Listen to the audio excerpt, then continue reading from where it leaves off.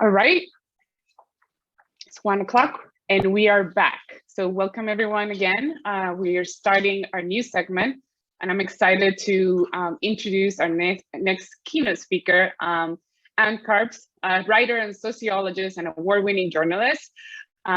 Professor Anne Karpf writes regularly on social, political, and cultural issues for The Guardian and other publications, and is a regular broadcaster on BBC Radio. Her latest book, How Women Can Save the Planet, focus on gender equality as key solutions to mitigate the climate crisis.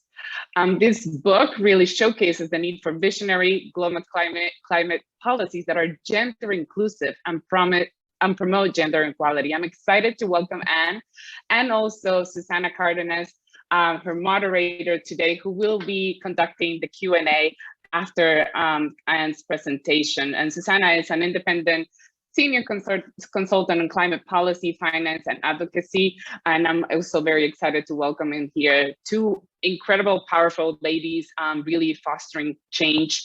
As you probably remember from my initial opening remarks, we do have the solutions to reverse the climate crisis. And from the 100 solutions identified by the Drawdown Project, from the top 10 solutions with the greatest percentage and potential to really draw down heat trapping gases, educating women and girls and really closing that gender gap. It's one of the best sociological solutions that we can be fostering in the world. And so with that, further ado, I'd like to introduce Anne Karpf. Anne, welcome. Let me start that. Oh, okay. Thank you. I can't seem to start my video. Ah, there we are. There we are. No worries.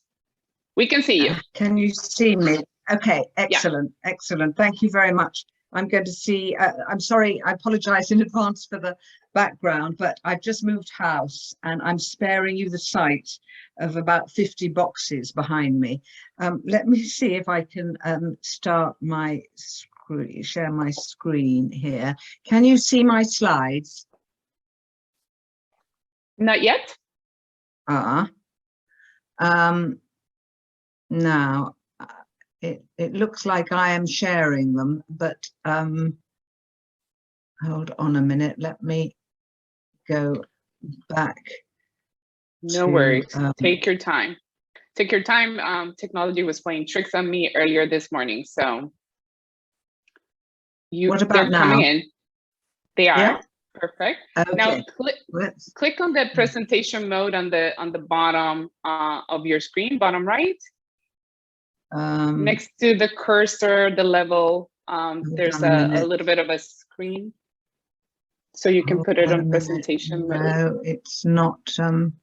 Hold on a second. No.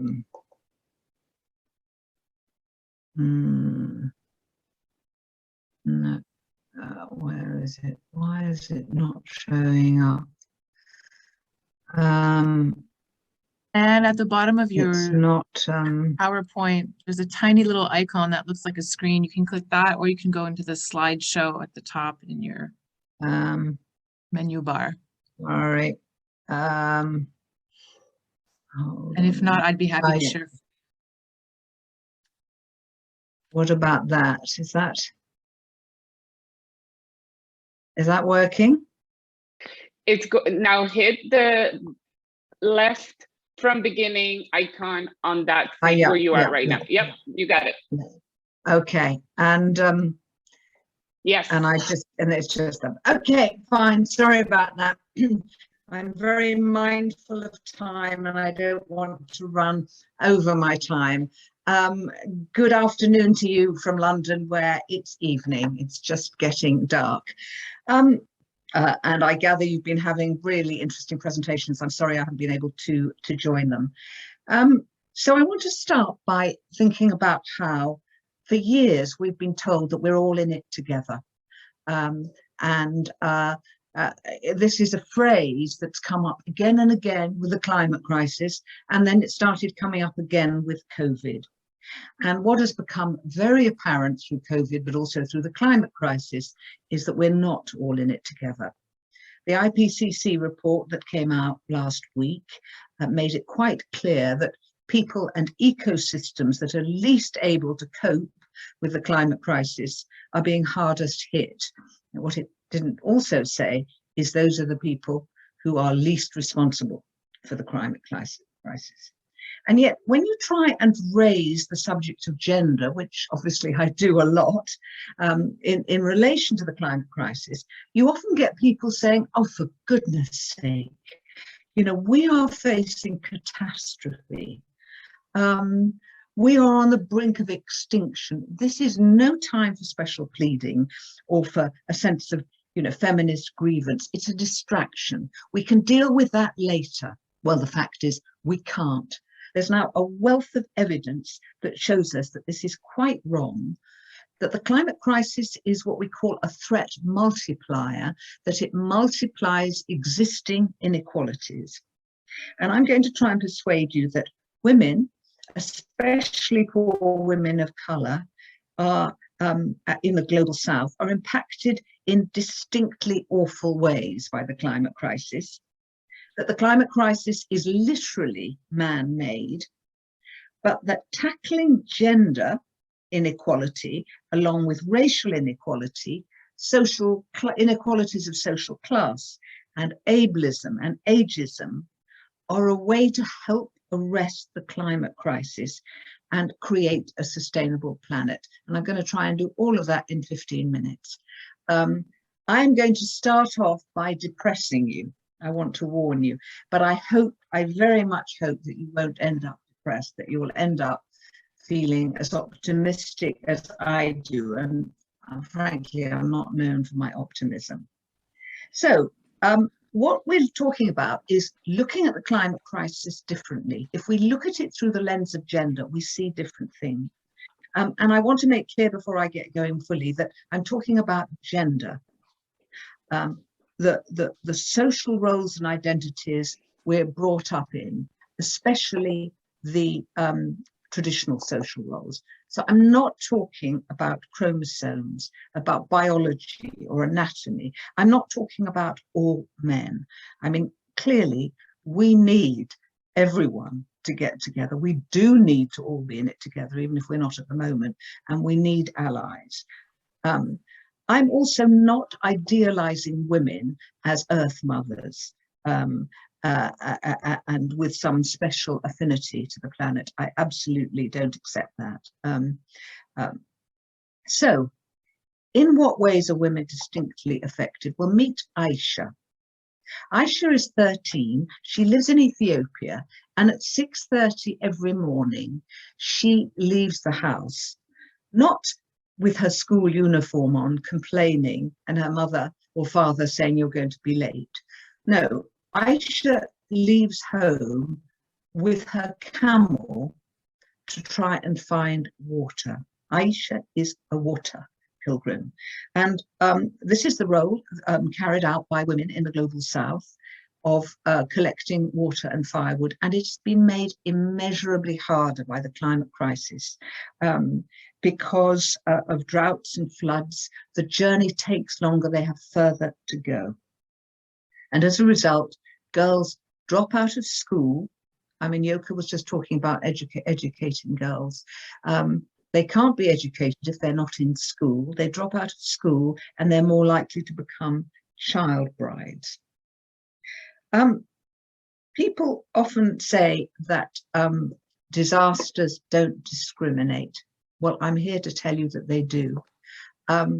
Women and girls are 14 times, and yes, you read that correctly, 14 times more likely than men to die in disasters like floods and drought. And we know that extreme weather events like cyclones, bushfires, floods and droughts have become, I mean, they existed before the climate crisis, but they are intensified and they have become more frequent.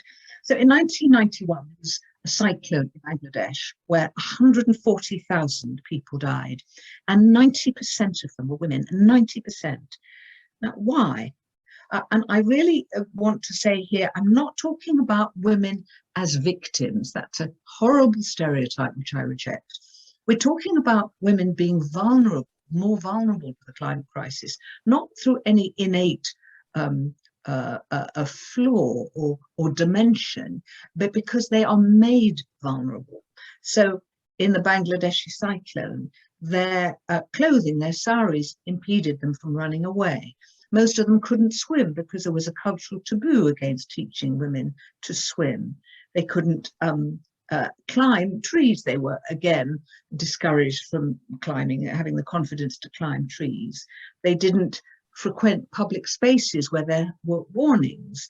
And also women mostly have responsibility for the children and elders and couldn't abandon them, tried to carry them or help them along, and also the cooking pots. So these are some of the reasons why women in extreme events are impeded and are more likely to die. Then there's a phenomenon known as climate violence. And in traditional ideas of masculinity, men are responsible for protecting the home and their families. And when they are unable to do so, which of course they can't in extreme weather events when there are circumstances beyond their control, they feel frustrated, disappointed, and angry. And they turn that outwards and are more likely to be violent. And who are they violent towards? The people closest to them, women. And this isn't just a phenomenon of the global south. In rich countries as well, in New Zealand after flooding, in Australia after bushfires. So I'm whizzing through the depressing stuff, just so I don't bring you all entirely down after Caroline has lifted us up. Who's responsible for the climate crisis? Well, obviously, we know now that it's consumption in the global north. Now, there's very often pressure put on women to use their consumer power to solve the climate crisis. But of course, and this has been called the feminization of responsibility. But of course, we can only consume what's produced. And it's the fossil fuel companies that are extracting the fossil fuels, and the banks, insurance companies, other financial institutions that are bankrolling them, that are responsible. And these are dominated by men. At one event I spoke at, a woman put up her hand and said, do you think that if you replaced men with women in those companies, we would end the climate crisis? I went, no, clearly not. First of all, we're talking intersectionally here, not just about gender, but gender, race, social class, etc.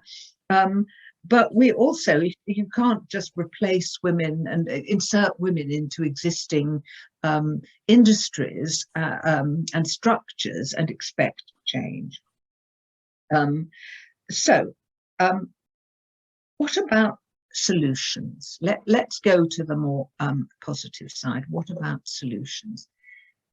Look at this. So we know that in all the protests about the climate crisis, the youth protests, dominated by girls, we already have statistics, and got dominated by girls and women. So on the streets, in social media, women are and girls are extremely prominent as activists and campaigners. But look at this, the UNFCCC, United Nations Framework Convention on Climate Change, those committees that set policy. And if you look at how few of them have parity, 50% women, women are generally between 30% and 10% in those committees. And the figures are going down, not up. This is astonishing. So, you know, we may be in the streets, we may have loud voices, but at the top table where negotiations happen, we're not there. Really at the place where we need to be. And look at the kind of solutions that are being discovered. People have this fantasy, actually, let me go back for a second. People have this fantasy that technology is going to ride to the rescue. And most of the geoengineering technological solutions are produced by men. What about freezing the poles with iceberg-making submarines. Anyone interested in that? And if that doesn't float to your boat, sorry, pun, how about a giant space umbrella to shield us from the sun? I mean, these are, and I could give you lots more geoengineering solutions like this. These are solutions that are being considered seriously. They've been called hacking the planet. And of course, the potentially dire side effects of these are extraordinary. And yet, when women put forward feminist solutions, we're told that we're being unrealistic. Goodness me. So, and there's a lot more I could talk about technological solutions, but I won't at this point. I want to go on to, let me see how I'm doing. Okay, to some feminist solutions. And here is one of my absolute favorite, the Bunguru. What is the Bunguru? Well, in Gujarat in India, they are affected in one season by monsoon floods, followed by drought. And this makes a lot of the land unusable for agriculture. This is a waste management system in which women are being trained to install and manage it. And the women who do this, they are groups of 5 women, you can see 5 of them here, of the poorest, most marginalized women in those communities. What's important is that it does 2 things. On the one hand, it's a brilliantly effective, a sophisticated but also simple system that brings wasteland back into use and it makes it usable for the harvest. But what is also significant is that in India, very few women have land rights. So although Indian women make up more than 40% of the agricultural labor force, they own less than 2% of the land. But what happens when they start having bungaroos is they are, in the first instance, given water irrigation rights, and then the government transfers formal ownership of the land to them. So they become landowners. And once they become landowners, they become more confident and they've started entering the political process. So this has transformed the status of women in their communities. And what I love about the Bunguru is that it's a technological solution, but not a technological fix. So what's the difference? It doesn't just insert a new piece of kit into the pre-existing gendered, social, and economic relationships. It transforms them. So it's dealing with the climate and gender inequality at the same time. Okay, let's go on to another solution. And here we have Anne Hidalgo, the mayor of Paris. Now, we maybe can talk a bit later about the role of mayors, female mayors, in tackling the climate crisis. Anne Hidalgo has already done a lot in trying to reduce Paris's reliance on the motor car. And anyone who has ever been in a car in Paris will know how desperately needed that is. And she has been part of an advocate of this 15-minute city movement, which has been really being adopted all around the world, from Portland, Oregon. Many different countries are trying a version of 15-20-minute cities. What does it mean? It means that it's trying to reduce the reliance on motorized transport. So it's arguing that every citizen, resident of an urban area, should have what they need for daily life. The schools, the health clinics, the leisure facilities, the housing, the work, all within a 15-minute radius. So as to revitalize communities and to reduce the dependence on motorized transport. Now, this is interesting, these mayors thing, because what we know, and there are about half a dozen pieces of really robust research so far that have already shown us that countries that have more women in parliament are more likely to ratify environmental treaties. And then this is one that astonishes me, but it's good research again, that countries where women have higher political status have lower CO2 emissions per head of population. Why? Why is this? Again, not through any innate romantic connection with the planet, but partly because women are generally left to pick up the pieces when there are catastrophes and disasters. But also we know, again, from a lot of research, that women have a different relationship to and attitude to risk. Women take risk more seriously and are less willing to impose it on others. Okay, just a few more of my heroines. Vandana Shiva, wonderful Indian environmentalist who, and I mean, you will have read and know about the enormous number of suicides of Indian farmers, partly because what's been happening is these enormous transnational corporations have started patenting seeds, which means every time you buy a seed, you're basically having to pay like a kind of copyright money.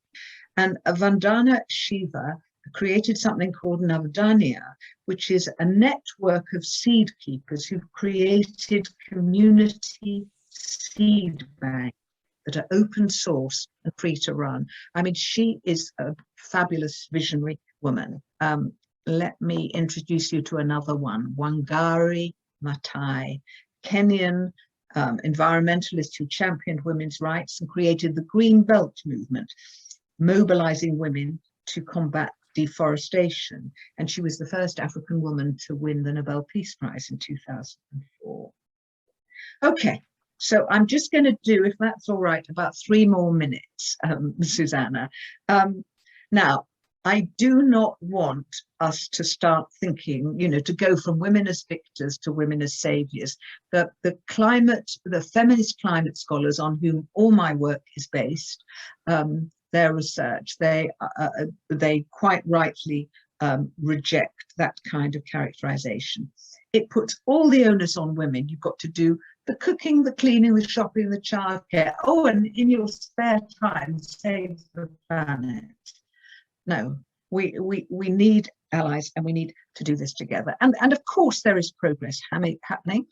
There's the UNFCCC Gender Action Plan, an ambitious 5-year plan agreed at COP25 in Madrid in 2019, which commits the 50 countries that signed up to gender responsive climate action and full equal participation and leadership of women in all these committees. But, and that's a big but, you know, is it going to be properly implemented by all those countries, and how? There's lots of other feminist solutions I could talk about. I'm particularly interested myself in climate litigation. Maybe we'll have that in discussion. But I just want to talk about a British group called the Women's Budget Group, and I just love their work. I've done a few events for them in the last 6 months, and they are brilliant. They're a group of feminist economists.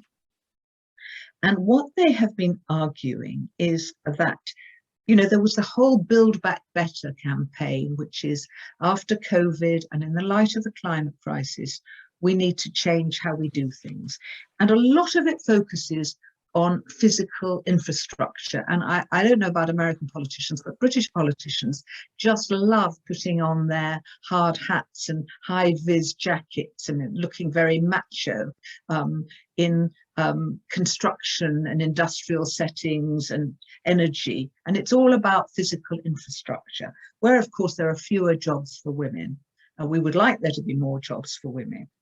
Now, the Women's Budget Group calculated, again, robust research, that if you invested 1% of the gross domestic product into the care sector, you would produce 2.7 times as many jobs, so almost 3 times as many jobs as in construction.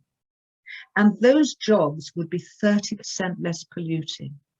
Now, of course, COVID allowed us to see, it made the invisible visible, and we saw how key care is. You know, care is more important than anything else. You can't function without informal and formal care. So I'm almost at the end here. The campaign for a feminist Green New Deal, because the original Green New Deals that were proposed in the US, it was as if gender was a bit of an afterthought. And now we've had WeDo, the Women's Environment and Development Organization in the US, and in the UK, the Women's Budget Group and WEN, the Women's Environmental Network, are developing feminist Green New Deals. And there are all kinds of exciting ideas as part of them, again, around transport, public transport, about care, and around degrowth. So all the talk about zero growth has become a bit of a kind of false aim, I think. And what they're talking about is degrowth.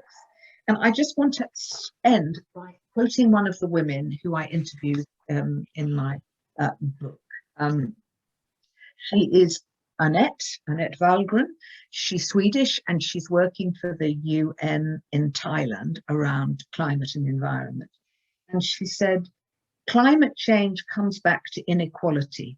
That's why when you talk about transitioning to a green economy and climate action, we need to make sure that a gender equality and a human rights perspective is included. If it isn't, you can actually increase inequalities. And of course, if you do include gender inequality, you are tackling the climate crisis at the same time. Okay, I think I'll stop there. Thank you. Right, let me, right. Okay, I'm stopping sharing. I hope I came in too. That was perfect, Anne. Thank you.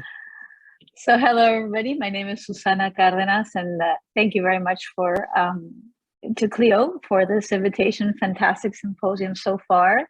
And thank you, Anne. You've educated us, you've inspired us, and I would say you've also energized us. This whole symposium has been about sort of opening our eyes to the different aspects. We know the climate crisis is multidimensional, and the ways to tackle it, it should also be multidimensional. I got a copy of your book, and I'd recommend everyone to read it. It's great. It made me think a little bit about. It made me reminisce a little bit. Because you say the title of the book is How Women Can Save the Planet. And I remember when I was a kid, many of us as kids were probably asked, so what do you want to be when you grow up? You know, what do you want to do?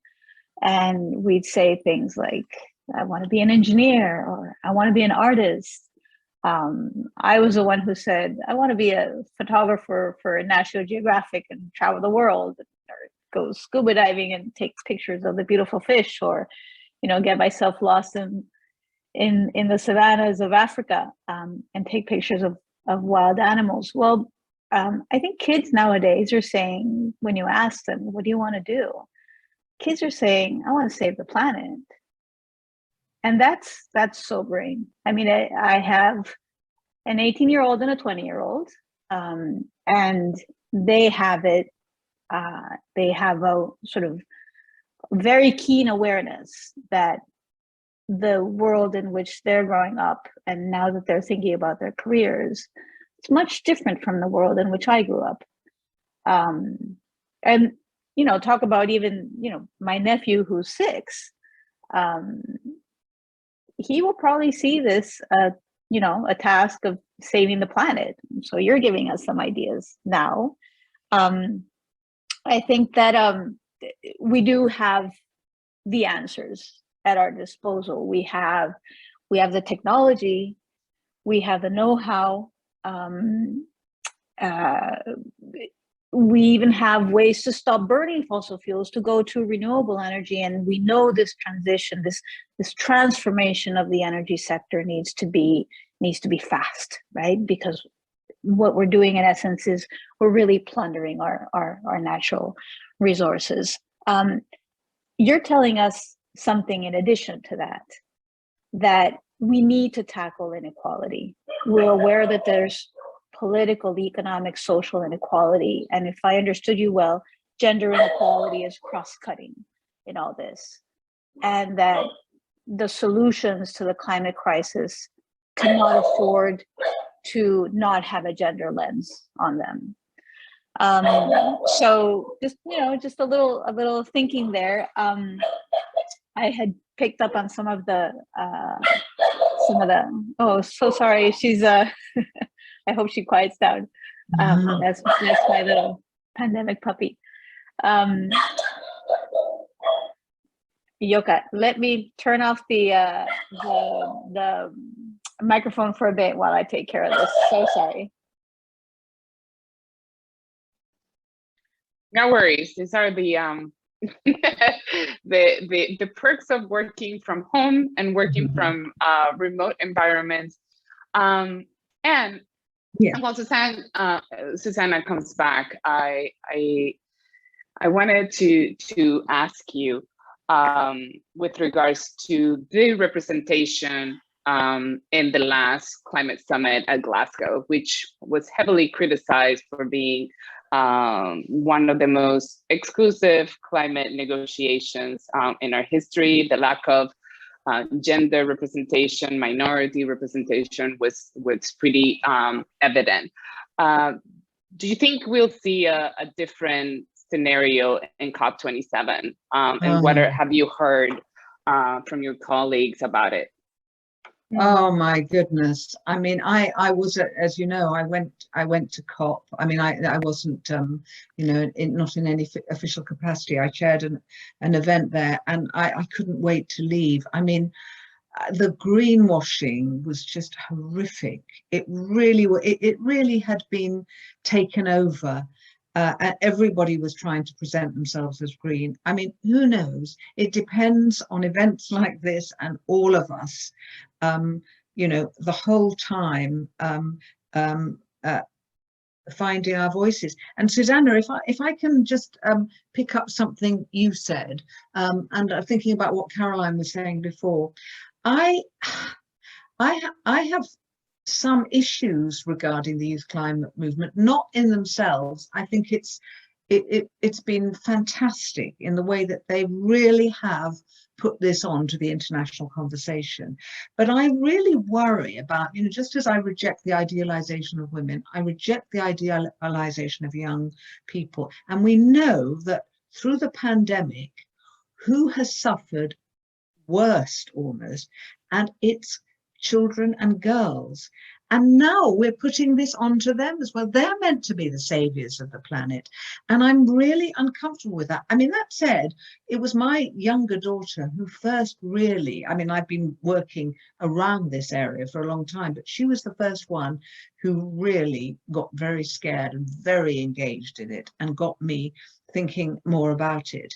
But I worry about that. And I feel very strongly that this needs to be, and at its best is, an intergenerational movement where we really do need all the different voices. And we need voices from marginalized groups like people with disabilities who have been almost excluded, before events were happening at Zoom, they were physically excluded if they couldn't get to places, and they have not been welcomed in sufficiently and been asked for their expertise, which they have so much for us to learn from.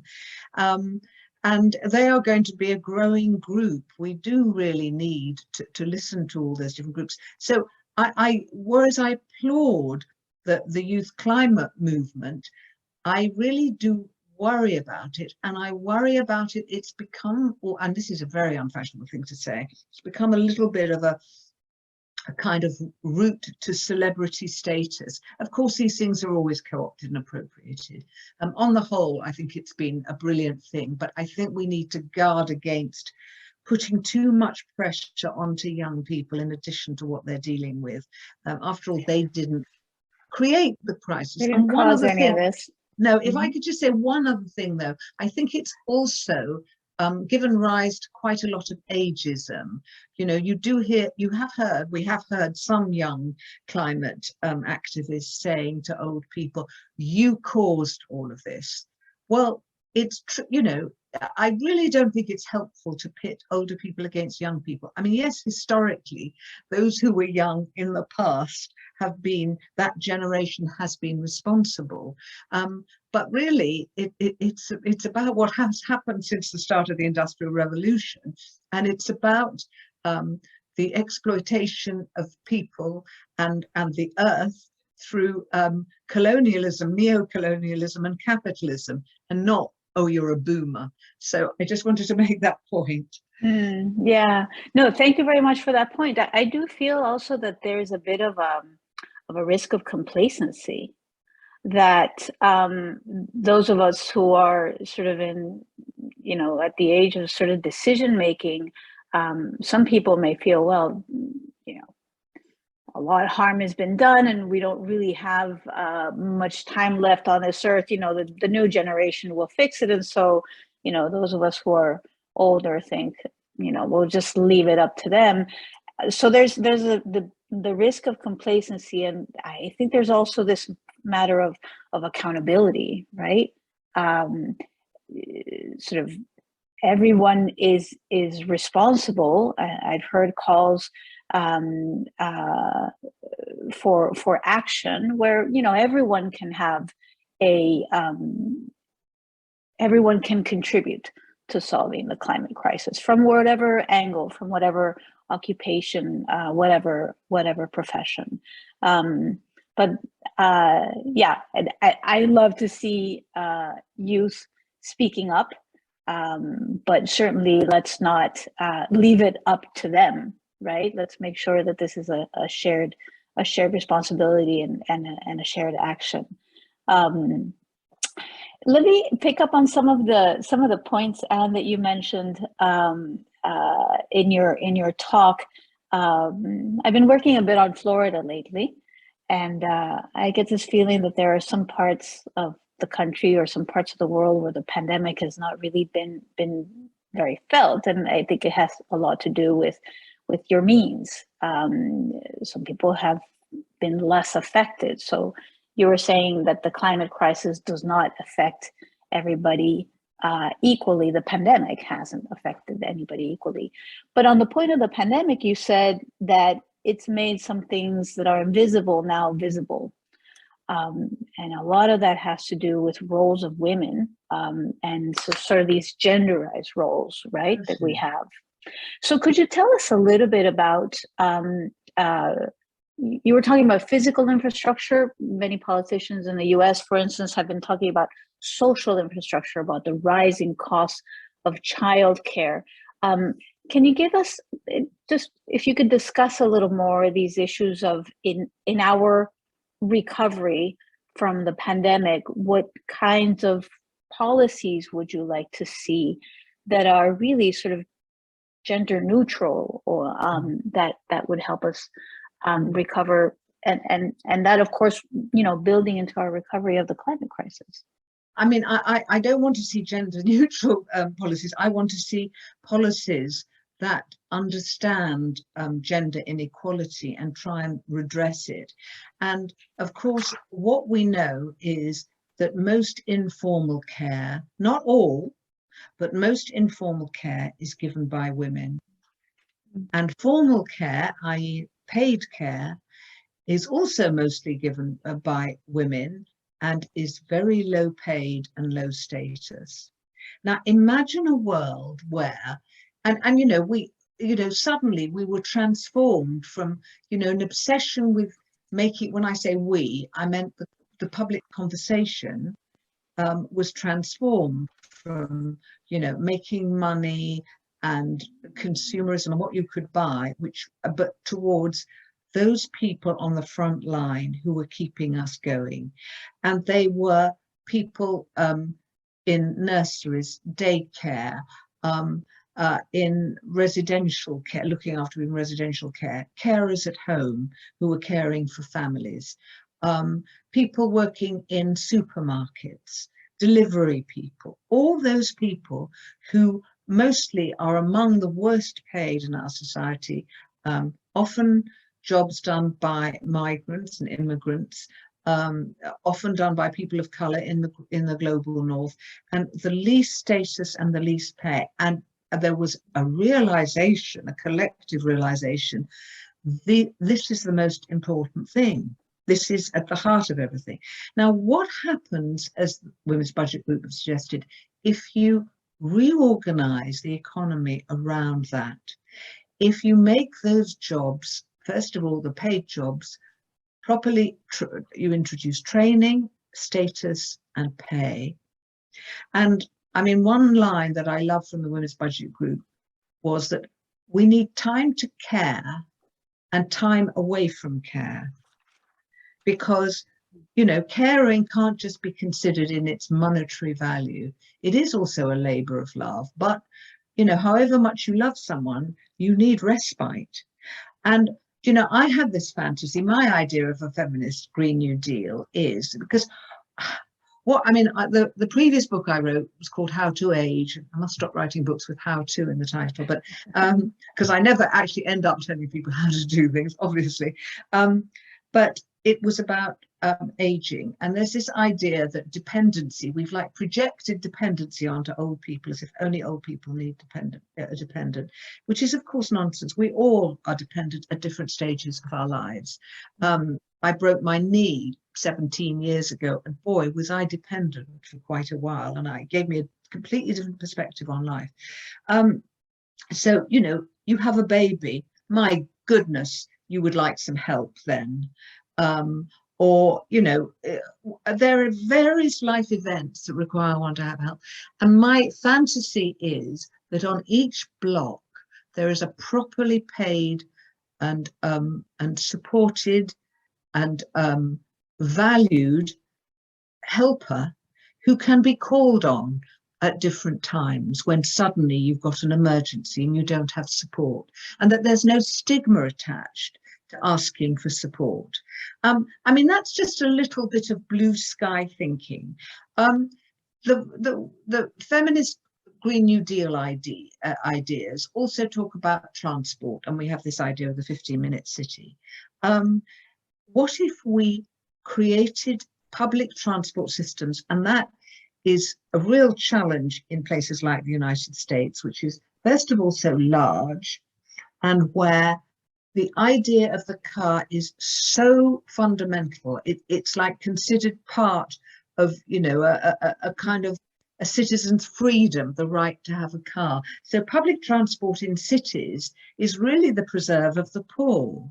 And what that does is basically the cities have been taken over by by cars, and those cars oftentimes park on the street, which is essentially the privatization of public space because it's not available for other things.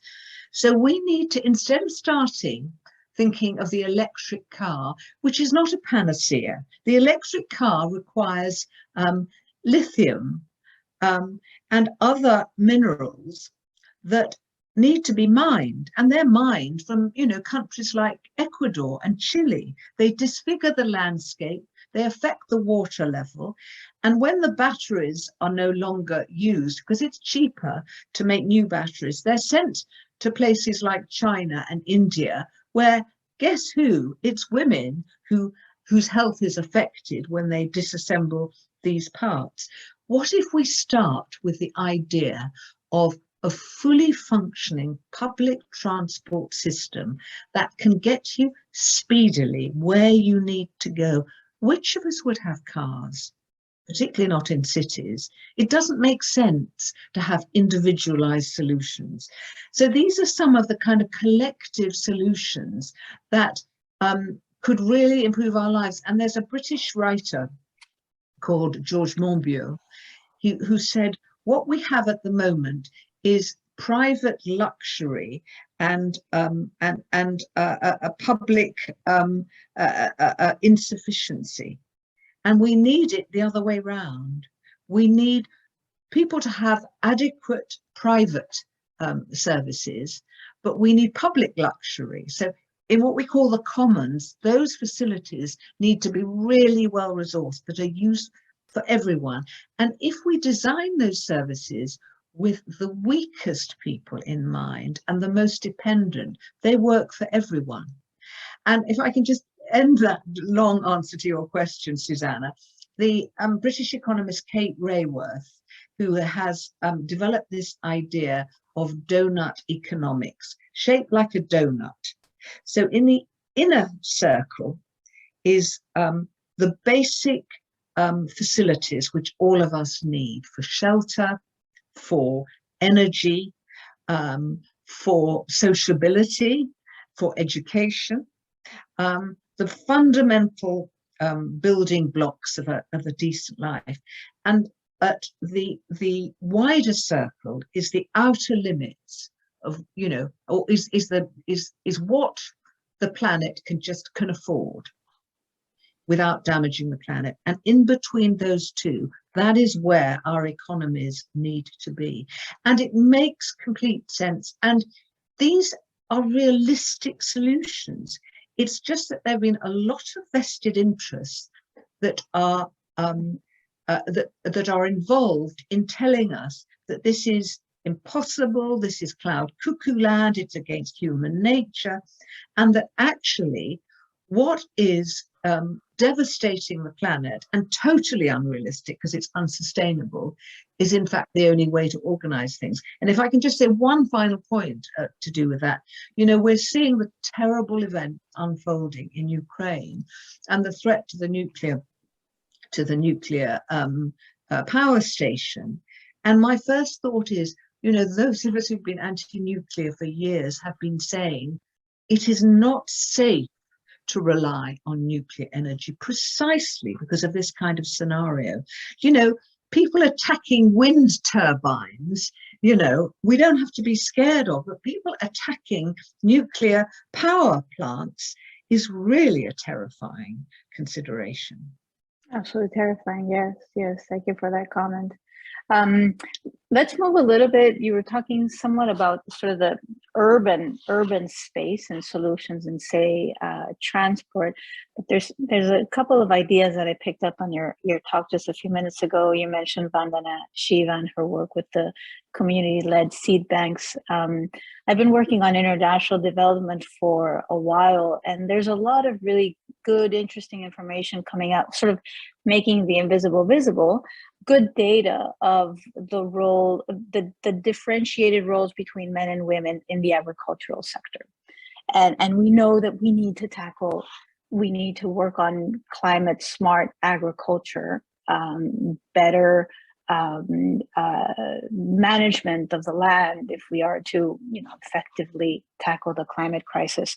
Going to this issue of sort of the collectivity of things, I've read somewhere that it requires all members of a community, both men and women, to have equal rights and equal say in decisions that affect collectively held lands. And the reality is that women around the world, and you mentioned some an interesting data that women are 40% of the agricultural labor force and yet own 2% of the land. India. I think that was in India specifically. Elsewhere there are similar ratios. Yeah, I imagine it's similar. I come from Peru. I come from Latin America. I imagine it's similar there as well.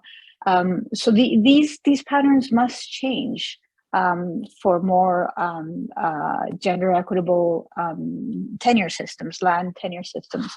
So can you tell us a little bit about perhaps among the women that you interviewed for your book, what kinds of solutions, what kinds of approaches are you seeing in rural areas that give you some hope?